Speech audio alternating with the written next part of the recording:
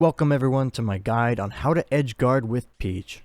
Although Peach's ledge trapping is great, her edge guarding is also some of the best. Therefore, it is an important skill to master, as a healthy mix of both is necessary for playing the character. In this guide, we will be exploring Peach's edge guarding options with regards to every single character in the game. In order to do this in a reasonable amount of time, I have broken the characters down into a number of categories. In this video, I'll present strategies for each category followed by some special exceptions, Peach's recovery tools, as well as how to edge guard Peach with Peach. We'll start by going over some characters with excellent recoveries. These characters have good recoveries that are hard to contest. In fact, normally it's good to just stay on stage and settle for ledge trapping. Sometimes you just have to sit back and watch your opponent recover.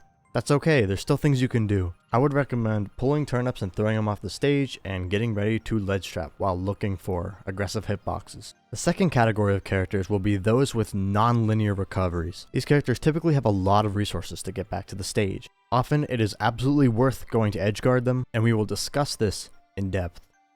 If you're wondering what kind of character makes it into this category, it is those that can execute a variety of recovery routes. For instance, a character like Lucas can stall his recovery for a very long time before committing to grabbing the ledge.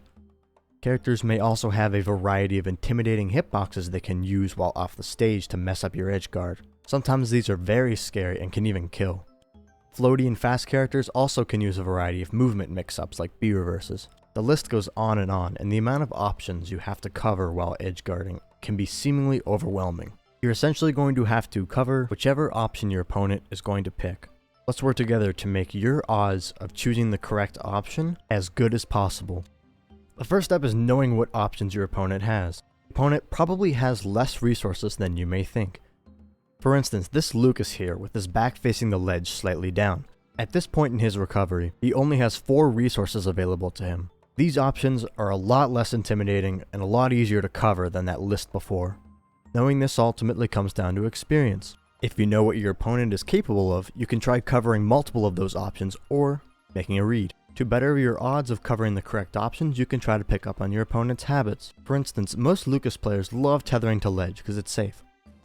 You can also improve your odds of guessing the correct option by restricting your opponent's movement. For instance, you can use a turnip throw to restrict exactly where the opponent can recover. This restricts your opponent's movement, timing, and options. You can also restrict areas and options with non-committal movement. You are essentially scaring your opponent out of a particular zone in order to better guess the recovery route. Finally, to improve your odds of edge guarding the opponent, it is important to know how to cover multiple options at once. This can easily be done with turnips or large hitboxes.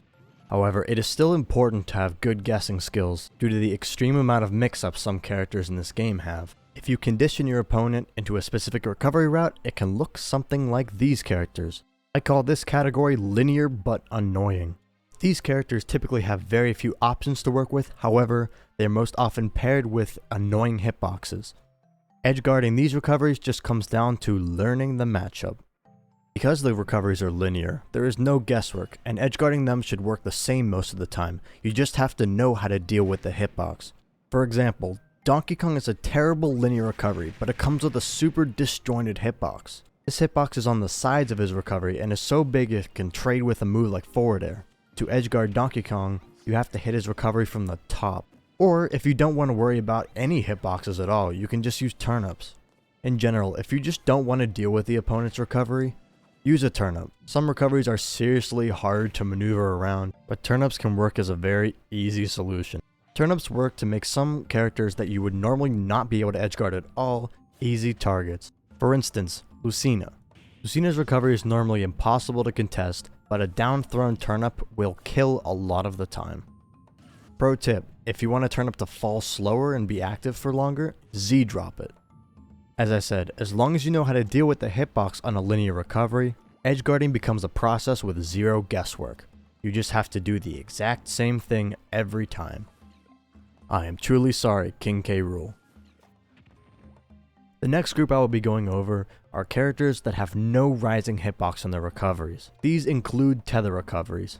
The method for these is similar to the last, is rinse and repeat, but without fear of getting hit. You simply have to put a hitbox between your opponent and the ledge.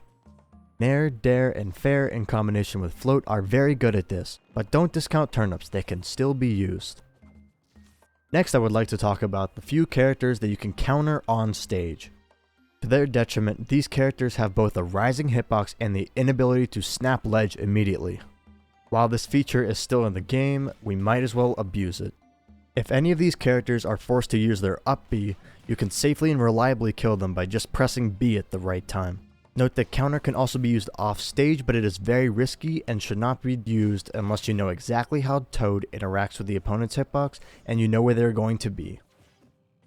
Finally, these are the characters I will be covering individually due to their unique recoveries. We will start with Snake's high recovery. Most Snake players like to recover high because the low recovery is very unsafe. Therefore, edgeguarding Snake comes down to preventing him from landing.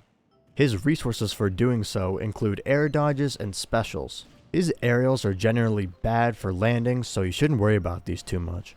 To punish Snake, you can follow these general rules. If you go up in the air to challenge Snake's recovery, he will most likely air dodge to avoid getting hit. If you wait on the ground to try to catch his landing, he will most likely B-reverse or wave bounce to change up where he will land. Do your best to bait and punish one of these options. A few more Snake mix-ups to note are him releasing Cypher early, and him recovering off stage but then air dodging to the ledge. Do note that after he up Bs, he no longer has his double jump. Our next special exception is King D3. This character appears to have a very good recovery, with his multiple jumps and up B with super armor. However, DEDEDE has the slowest air speed in the game, so to challenge his recovery, you have to go off stage and go deep and hit him early, before he has the chance to up B. After he up Bs, he becomes one of the easiest characters to 2-frame due to his large size and predictable movement. Alright, Luigi is a character I have seen every single person mess up edgeguarding. People always tell me Luigi has one of the worst recoveries in the game, and they're right.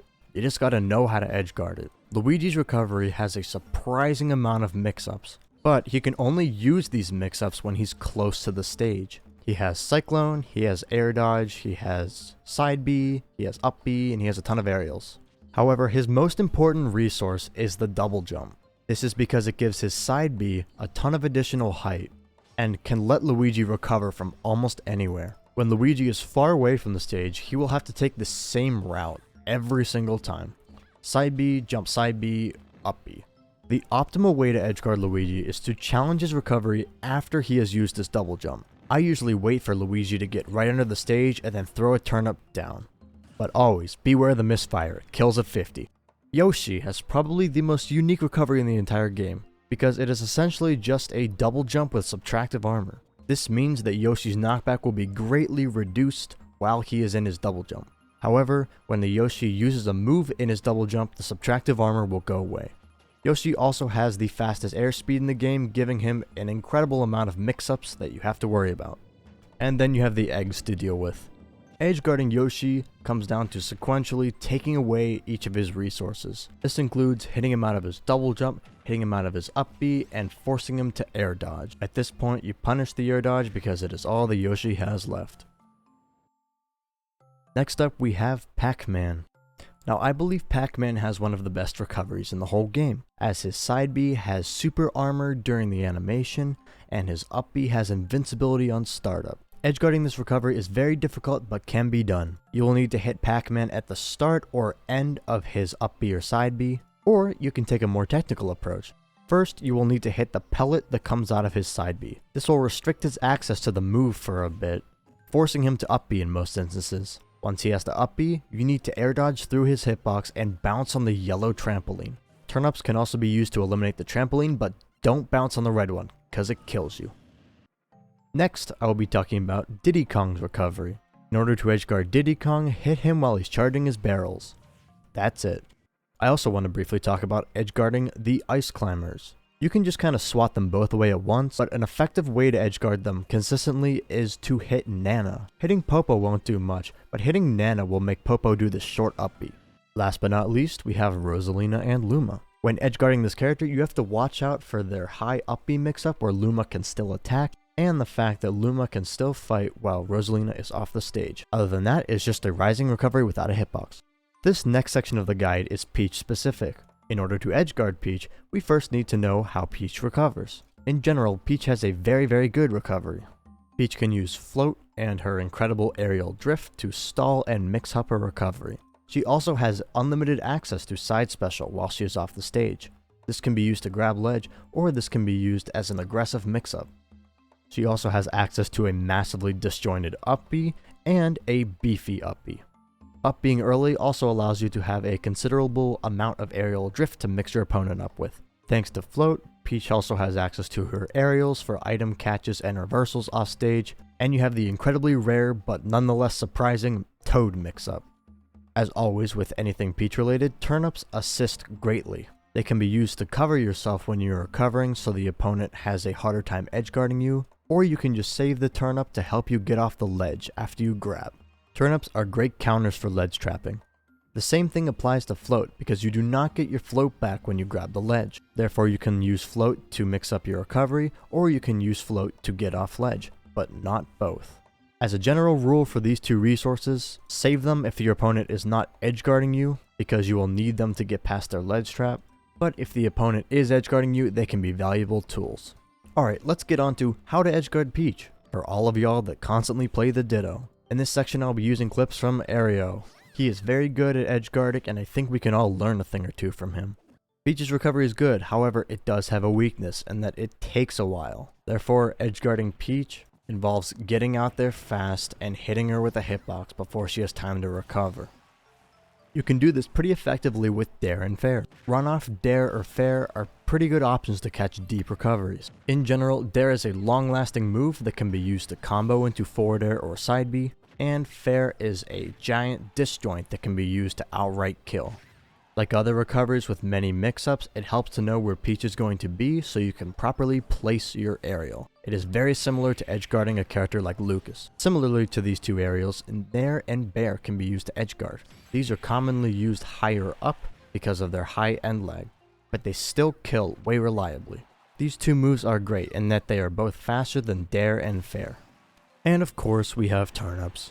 Turnips are a great non-committal way to tack on lots of damage, but most importantly, they put your opponent in a horrible position due to the angle it sends them at.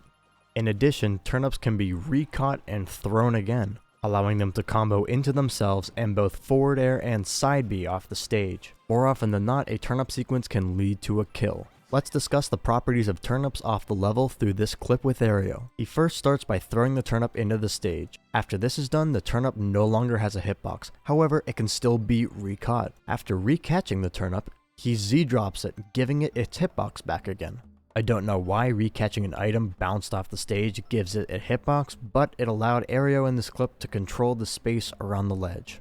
Turnips are great because they can corner your opponent and allow you to hit moves like side B. Side B and Fair are great for edgeguarding, but you have to corner or limit your opponent first so you know where they're going to be so you can properly hit it. You know that Mario that always drop zone Fairs after sending you off the stage? Yeah, don't be that guy. Strategically use your laggy edgeguard tool so you don't get reversaled. That is all for this guide. Thank you so much for watching. Hit me with any questions you may have down below and remember to subscribe to the channel.